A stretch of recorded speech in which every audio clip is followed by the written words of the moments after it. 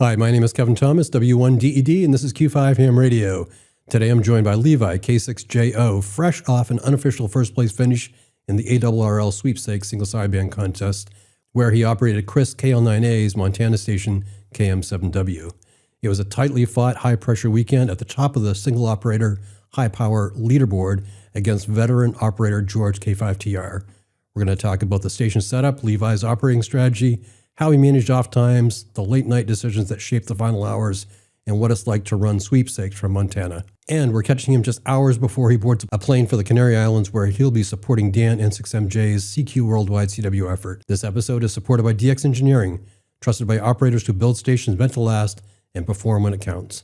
Levi, welcome back to Q5. Thanks for having me. So great job. It was, I think I wasn't the only person glued to the online scoreboard all weekend long. I've heard a lot of people say the same. You had quite a battle going with George K5TR. Yeah, it was an awesome battle. I mean, I was glued to the scoreboard as well myself. It was so tight. I mean, the whole weekend was stressful. This is one of my favorite contests, and it's so challenging to win because it's won by such small margins. And it was, this time was true as well. I started out the contest on 10, and it was, I knew I wasn't going to be the fastest starting out because N9RV was on. He's always got big hours to start. He's got a significantly larger station than KM7W. My goal was to maximize 10 meters at the beginning, and I did that. And I fell down to probably 10th or 15th on the scoreboard to start. I know that Chris was getting messages from guys telling him that I was doing the wrong thing, but what I was doing was trying to maximize 10 meter technician calls on 10 meters to W4, W5, and other guys come in as well, right? The first few hours are fast, but it slows down, and I started walking guys through the exchange really early in the contest, which I would say is not the normal strategy, but I think it paid off for me in the long run because I think I had close to twice as many guys on 10 meters the first day, and I was able to maximize, and there's a small percentage of that is going to be guys that are technician licensed, so that you can't work on any other bands, right? So I think that paid off in the long run for me because I work guys that were probably, some of those guys are going to be guys that I would not work Sunday, which is normally when you end up working all those technician guys. Who knows? They're not going to be home. They're not on the radio, right? It's all chance. But I know that all the guys that I'm going to work on the lower bands, 15 through 80, are going to be guys that are going to be on for at least some of the contest. And I have a better chance of working those guys over the course of the contest. So I spent more time there, and then I went to 15 for a short period of time, and then I went to 20, and I was stupid loud. I was king of the band. The skip was just right from Montana to the East Coast and, down south and everything too, because it's got a little bit of short skip as well. And I had a 150 hour, 4 or 5 hours into the contest, which is, pretty good. I was very happy with that. Just had a roaring pile up for an hour, and then, obviously it started to go away as the sun went down and then moved down to the low bands, and that's where all the work happens. You've got to fight. You got to fight through the QRM. You got to kind of, just sit in the mosh pit and work those guys. It's if you're on the wrong frequency, you're just not going to get the callers. But if you're on the right frequency, it's a mosh pit. It's chaos. You've got to be able to listen through the QRM and just listen. That's all you can do, and just not let it stress you out. And then I spent some time on 80, but 80, you've already worked a lot of the big guns on the other bands by the time you get down there. I felt stupid loud with Chris's new Foursquare, which was awesome. That thing performed really well. The noise level there is unbelievably low. We heard ZS1C on 160 after the contest on the receive vertical. Just no problem. It was crazy. So that was the biggest thing of the weekend, was realizing that like halfway through Sunday afternoon, I was sitting there and I was thinking, I haven't had to listen hard for anybody. Anybody that can hear me can work. That I can work them, no problem. That's which is a huge deal in a contest with an exchange that's complicated. So that's kind of the quick rundown. I mean, Sunday's always a slog, but I had decent rate, and that's where I ended up pulling ahead, was in the last few hours. I think the only thing I would have done differently is probably take all 6 hours off next year, between probably midnight and 1 a.m. and 5 o'clock or 6 o'clock, or like 6 o'clock in the morning. There was just not enough rate, I think, at the beginning, or when I got back on, to really justify taking the 5 hours off that I did, because I was stuck taking the last hour and a bit off, which was not ideal. I think I would have had better rate at that last hour than I did the first hour when I got back on. So Levi, you mentioned 80 meters, and we just recorded the contest crew last night, and Clearly, Chris KL9A was really happy with how his improvements on 80 meters turned out during the contest. But if you would, tell us all what is actually there in Montana, because I'm not sure that all of our listeners know what's there in Montana, and maybe even how far it is to get to. But what do you see when you get out of the car once you're there at Montana? Yeah, so I flew into Bozeman on Friday afternoon, and Chris picked me up after work. We got to the station just before dark. We got the generator going. There's a lot of things to do there. The station, there's no power at the station, so it's all generator power. And there's no water, there's nothing there. So it's camping when you get there. We spent Saturday or Friday night getting the station ready. So we got all the radios together, the computers networked, all that kind of stuff. And then we spent some time working on the antennas on Saturday before the contest. We got up early at 6 a.m., about an hour before dark to go work on the antennas. We had to put up the 80 meter four square. We reinforced it and put up one of the legs of it or one of the verticals. So I believe it's still holding up right now, but the reinforcement hasn't been made on a couple of the other ones, so it'll probably need to be done at some point. And then we had to put up the spider beam too, which is on about a 30 or 40 foot mast there, and that's kind of the south antenna towards W6. And that antenna made a lot of QSOs, and it has made a lot of QSOs.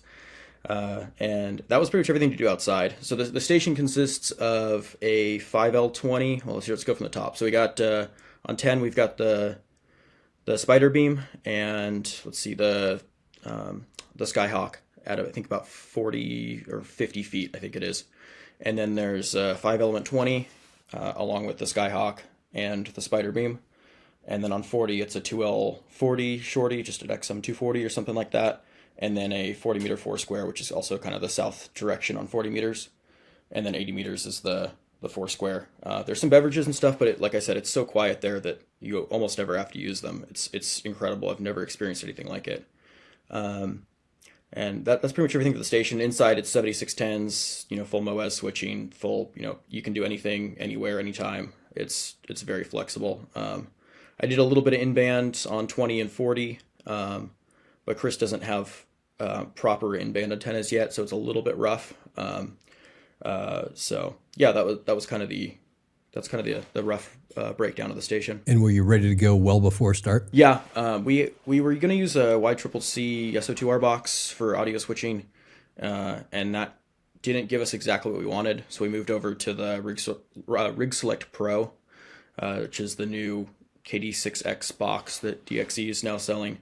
And it worked pretty well for us this weekend. I think I'm one of the first people to do 2BSIQ on phone with it. So there's a couple bugs that we're working out, but we're talking with Courtney right now to get all those figured out.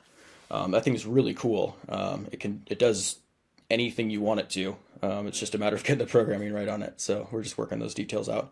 But yeah, the station worked flawlessly all weekend. Almost no issues, which, it's Chris's new station, and it's not been tested super thoroughly yet, right? So he warned me a lot before the contest to be careful, just don't get your hopes up too high about the station performing well.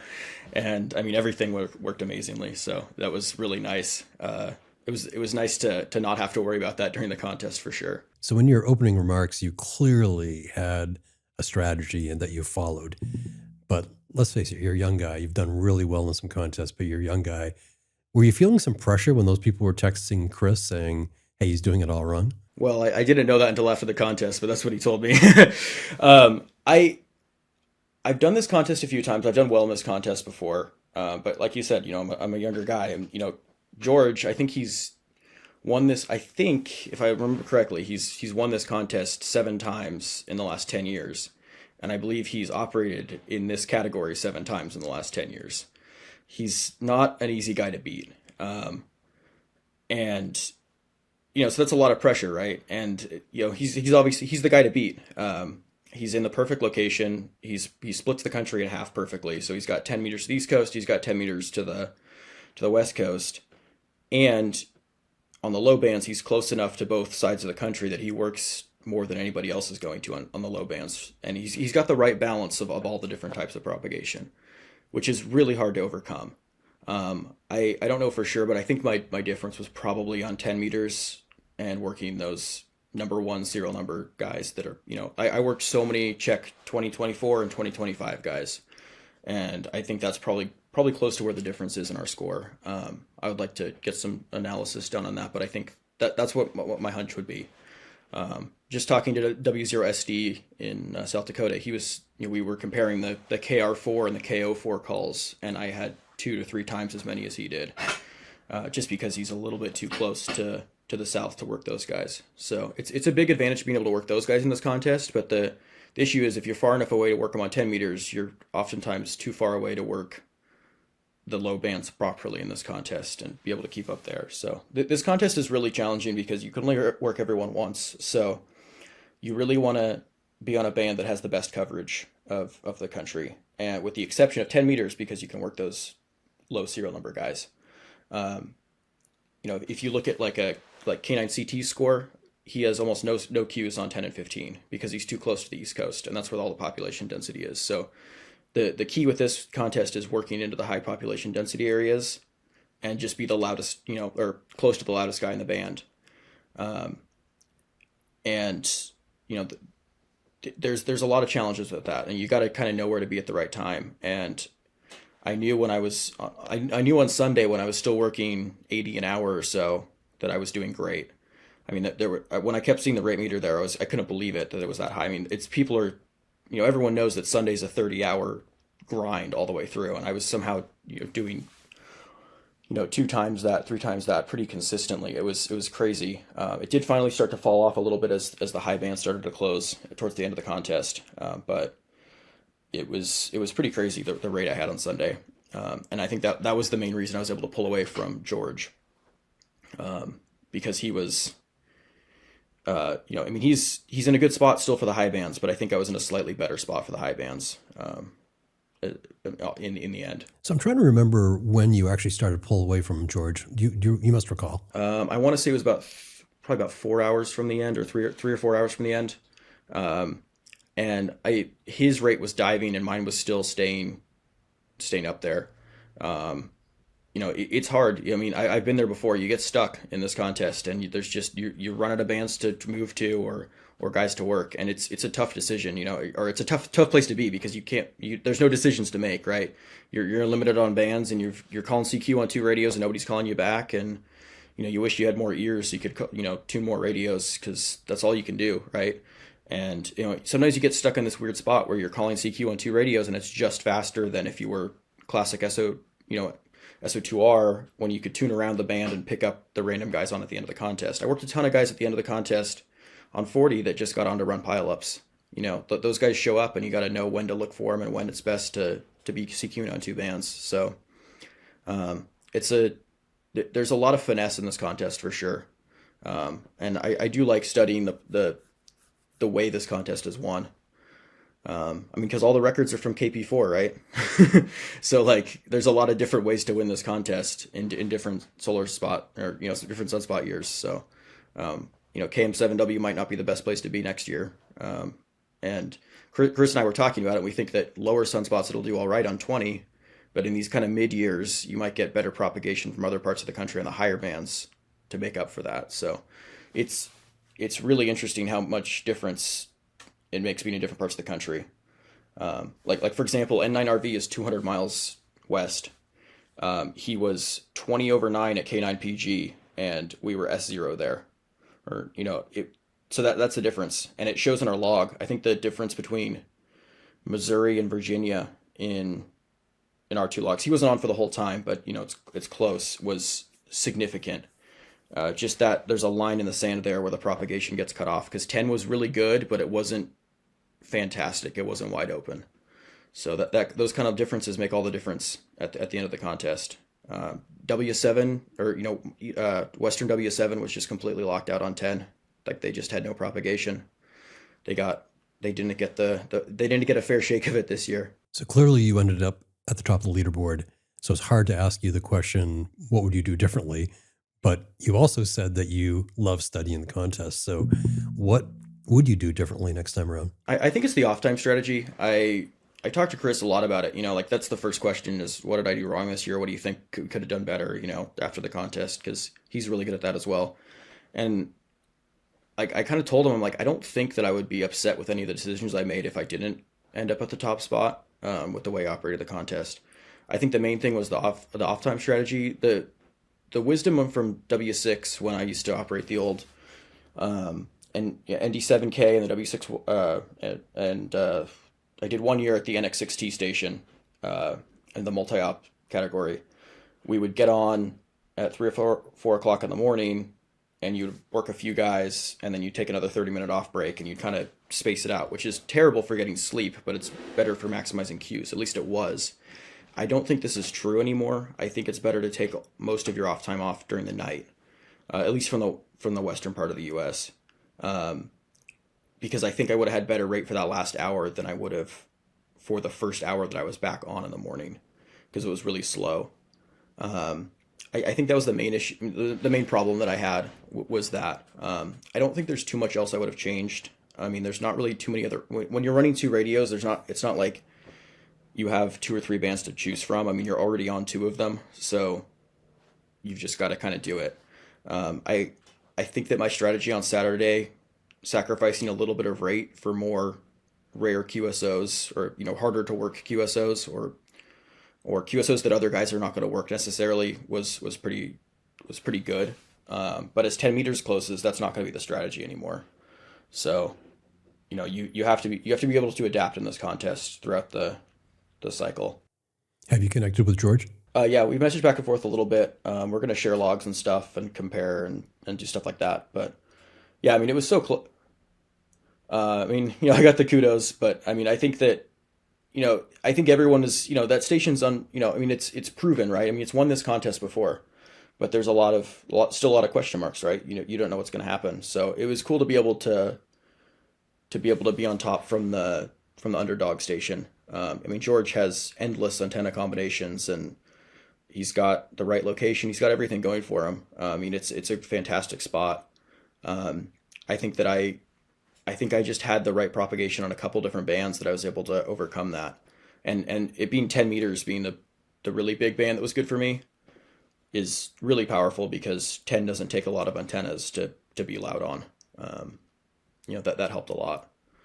And I mean, I push the second radio a ton. It's the best thing you can do a lot of the time when you're running at decent rate, because it's really hard to run actual 2 BSIQ in this contest because the exchange is so long. And last year I screwed up last year, and I did too much 2 BSIQ, and then I ended up with a pretty bad log checking report. So this year I slowed down a lot and was really focusing on trying to get the calls right, get the exchange right. Even if it means sounding like you can't hear anything on the air, just asking for repeats and confirming everything you can.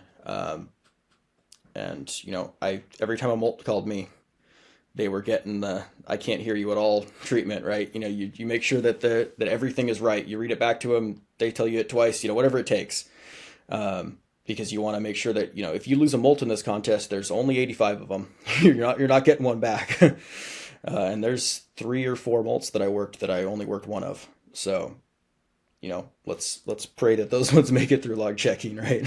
So, Levi, I'm cognizant of the fact that you're going to be getting on a plane tomorrow heading to Canary Islands, so I won't keep you long, but let's switch gears just a second. You're on your way to Canary to support Dan N6MJ in the CQ Worldwide CW. Tell me about that. I'm pretty much packed at this point. I've got, besides clothing, but I got everything in its bags. Everything's 49 pounds. And then I just need to, pack some clothes and drive up to Chris's tonight, up to Dan's tonight. Yeah, I mean, I've got a spreadsheet with every single item that's in every single bag, so that I know, if we lose something, if we need to, if whatever happens, I know exactly what's there. I mean, obviously the worry's losing something or something happening, but at least we'll know and we'll be able to make a plan otherwise. Yeah, leave, I guess just in about 24 hours here. So it's hopefully the plan holds up. And we may as well let the viewers know that you've agreed to help keep us informed what's happening there on Canary. So you're taking a camera and some audio equipment. So I I really appreciate you doing that. It's going to be a lot of fun. Yeah, I'm excited. We didn't have enough gear coming with us, so we needed another box. Well, Levi, I appreciate your time today. Get some rest before your flight, and I'm really looking forward to connecting with you as soon as you're in Canary. Yeah, I'm super excited. It's going to be a really fun time. My name is Kevin Thomas, W1DED. This has been Q5 Ham Radio. Look for Levi on the scoreboard from the ARRL Sweepstakes. If you haven't looked already, it's an interesting scoreboard for sure. A lot of youth operators in this category also you should check out. And also look for him here on Q5 from Canary when we check in with him about the CQ Worldwide CW with Dan N6MJ 73.